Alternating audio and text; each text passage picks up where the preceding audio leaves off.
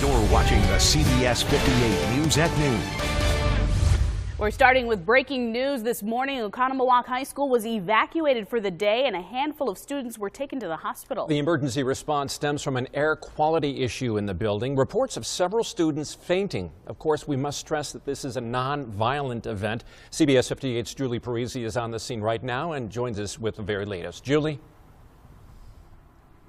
Mike and Amanda, we have seen dozens of ambulances pulling in and out of the school all morning here. I'm going to step out of the way so you can take a look. You can still see those flashing lights. They're still working the school. We're told the situation is still under investigation. And before you go to that video of what happened here earlier, we want you to show you the art center here. That's where the problem initiated. That's where those students first started feeling sick, reported feeling ill. Some of them were taken to the hospital. Now take a look at this video from earlier today.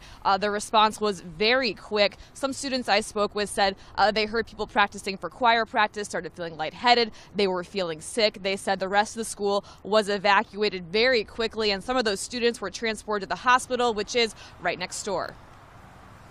I was just kind of a bit concerned because, I mean, I didn't know who was going to be affected by it, and I didn't know my brother was going to be affected by it because I didn't see him when he came out, but it turns out he was on the opposite side of the school than me, so I was a little bit worried that he might have been the one who might have passed out and had to be taken away to the hospital or something. But he's okay? Yeah, he's fine. The school has been very communicative with us and telling us what's going on as it's happening. They say when the superintendent is ready to give a statement, he'll be doing so later this afternoon. There will also be a press conference. We're not sure exactly what time that will take place, but you can be assured that we'll be there to bring you the latest as we learn it. For now, reporting live from Oconomowoc High School, I'm Julie Parisi, CBS 58 News. Julie, thank you. Now here's a live picture from Silver Lake Intermediate School. There were no reports of any sort of air quality issue here this morning, but the middle school students from Silver Lake were the ones at the high school practicing for a choir concert and were among those who started feeling ill. Also, the school district says that several students started feeling sick after they had been bused back to this school. So, as you can see, first responders did respond there, and they are evaluating these young people to make sure that they are okay. We'll keep tabs on what's happening here as well. And let's go live now to Pro Health Oconomowoc Memorial Hospital. This is located directly behind Oconomowoc High School. We are monitoring this area as well to see if we can hear from more parents and students to find out what kinds of things happened, what they saw and heard during this morning's emergency. You can continue following this story online at CBS58.com. We also have more information on this coming up on the CBS 58 News at 4 and 5. And we're taking you to the scene of more breaking news out of Waukesha County. This is I-94 near Delafield, where all eastbound lanes are blocked. They've been blocked for about 30 minutes due to police activity. Some lanes have since reopened, but you can see officials there are still on the scene. You can see a truck on the bed of that pickup right there. Now, we do have calls into the sheriff's office so we can get more information, and we will update you on that story.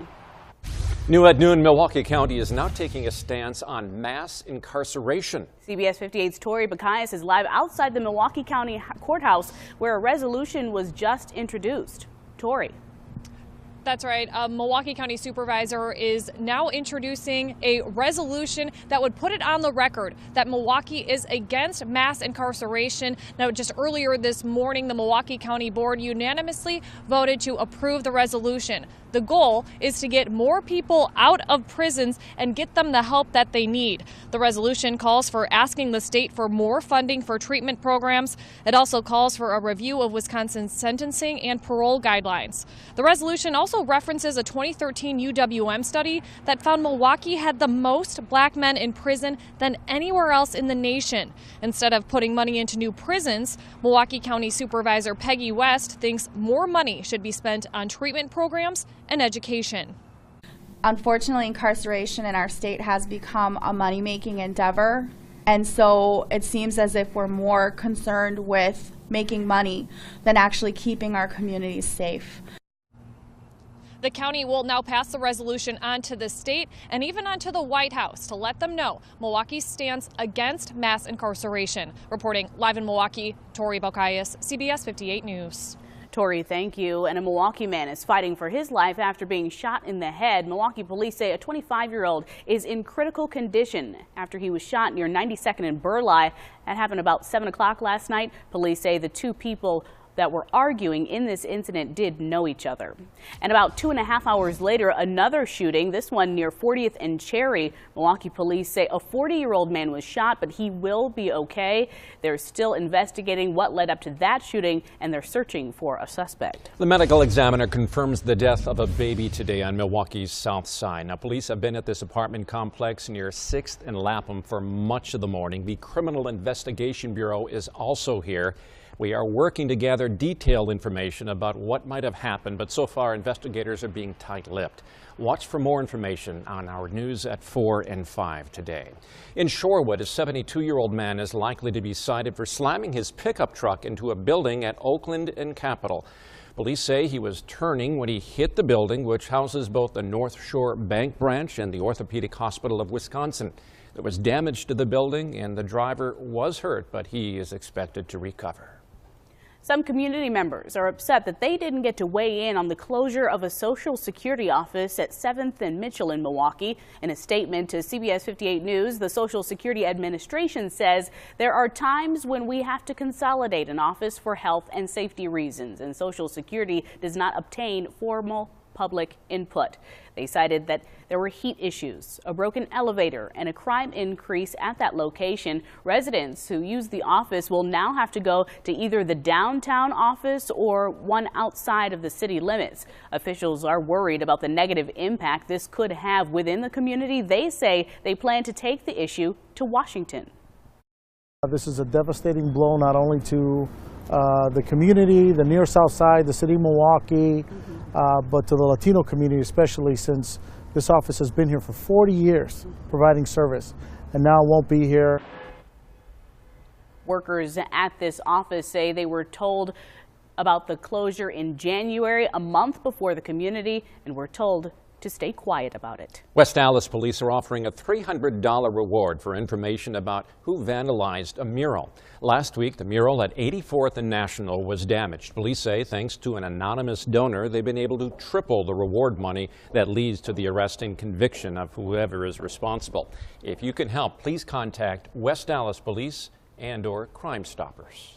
The Milwaukee Bucks are all but in the playoffs, and they need more wins, but that's not working out so well. Last night against the Clippers, Giannis had an ankle sprain in the second quarter. Jabari Parker's minutes went way up after Giannis went to the locker room. Parker played 30, scored 20, and Chris Middleton and Eric Bledsoe tried to pick up the slack. No information has been released from the Bucks about Giannis's injury.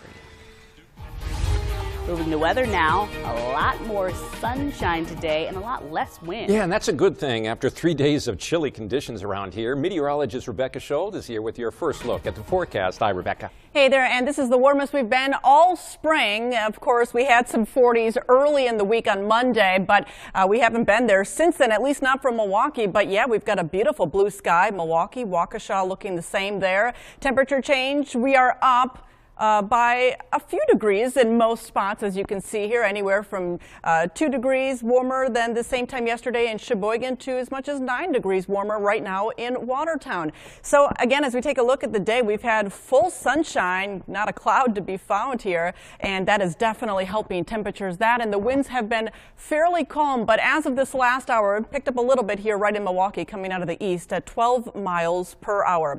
As we take a look at our satellite and radar, we continue to monitor some clouds. Looks pretty weak here, but there is some wet weather that will continue to build. However, we've got that persistent high pressure overhead, and that will help bring in more of an east breeze as we get into tomorrow and Saturday and probably fend this system off. So again, we'll keep an eye on it, but for most of us, it looks like we'll be missing out on that as we get into the weekend. For now, though, again, we're just watching those temperatures climbing up into the 40s for many spots, although Waukesha, that is at 39, Sheboygan at 38, same deal there in Lake Geneva. Again, overall, the winds should be light today, but they are starting to turn on shore here, so some of our lakeshore spots will feel just a light breeze. Overall, seasonable day, mid-40s, still some calm conditions into this evening, and we'll get you that all-important weekend forecast coming up in Ready Weather. Rebecca, thank you. Facebook officials are headed to Capitol Hill to meet with congressional staff members amid privacy concerns over use of data. CEO Mark Zuckerberg recently broke his silence, admitting to mistakes and promising to fix what's broken.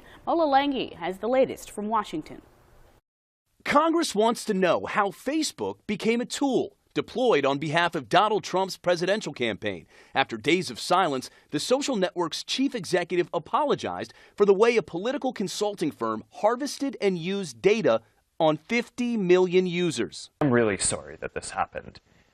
We have a basic responsibility to protect people's data. And if we can't do that, then we don't deserve to have the opportunity to serve people. The British firm Cambridge Analytica is accused of using information from a third party even after assuring Facebook the data would be deleted. Zuckerberg says it may be time to impose regulations on tech companies, and he promises to investigate apps that access users' information. If we detect any suspicious activity, we're going to do a full forensic audit. Lawmakers have said they would like to hear from Zuckerberg in person. Even after his apology, some are demanding he appear to explain what happened. Massachusetts Senator Ed Markey tweeted, "The more we learn, the more this demands answers. You need to come to Congress and testify under oath." Analysts are calling this Zuckerberg's biggest crisis, and a movement for users to quit Facebook has gathered some steam. Mola Langi, CBS News, Capitol Hill. Coming up on the CBS 58 News at Noon, the crash overseas that claimed the lives of 2 American tourists. Plus, the suspected serial bomber in Texas leaves a confession for police. And 4 Easter aftermath. Just how much more snow the Northeast is digging out from after yet another storm hits this area hard. You're watching the CBS 58 News at Noon with Mike Stralo, Amanda Porterfield, and Ready Weather with Rebecca Scholl.